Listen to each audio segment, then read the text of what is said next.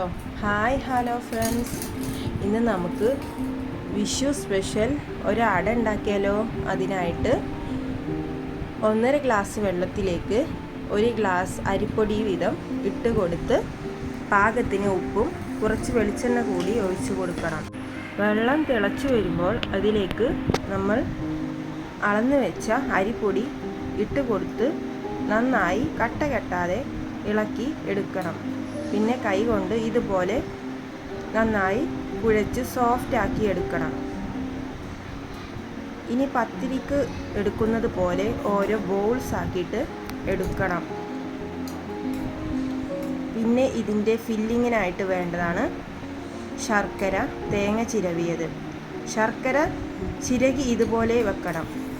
പിന്നെ പത്തിരി പ്രസ്സിൽ ചെറുതായി അമർത്തിയതിന് ശേഷം ഇതിലേക്ക് തേങ്ങയും ശർക്കരയും ഇത് അടയുടെ പ്രസ്സാണ്. ഇതിലേക്ക് ഇതുപോലെ വെച്ച് കൊടുത്ത് അതിലേക്ക് തേങ്ങയും ശർക്കരയും കൂടിയിട്ട് അമർത്തി വെച്ചാൽ ഒരു തരം അട ഇതുപോലെ തയ്യാറാക്കാം.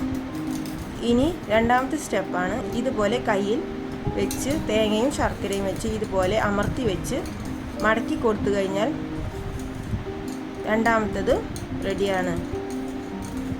ഇതുപോലെ 3 എണ്ണം ഇങ്ങനെ ഉണ്ടാക്കിയിട്ടുണ്ട്. അതാണ് ഈ കാണിച്ചു തരുന്നത്.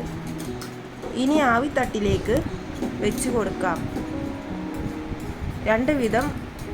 ഒന്ന് തുണിയിൽ വെച്ച് വേവിച്ചു, പിന്നെയാണ് ഇഡ്ഡലി തട്ടിൽ വെച്ചിട്ടും വേവിക്കാം. ഈ വിഷുവിന് ഇതുപോലെ ഒന്ന് തയ്യാറാക്കി നോക്കൂ. സിമ്പിളാണ്, ടേസ്റ്റിയുമാണ്. ഇതിലേക്ക് ഇതുപോലെ വേവിച്ചെടുത്താൽ നമ്മുടെ ടേസ്റ്റി സോഫ്റ്റ് അട ഇവിടെ തയ്യാറായി കഴിഞ്ഞു. ഇതുപോലെ എല്ലാവരും തയ്യാറാക്കി നോക്കൂ. ഇഷ്ടപ്പെട്ടാൽ ലൈക്കും സബ്സ്ക്രൈബും കമൻറ്റ് ചെയ്യണേ. Thank you for watching.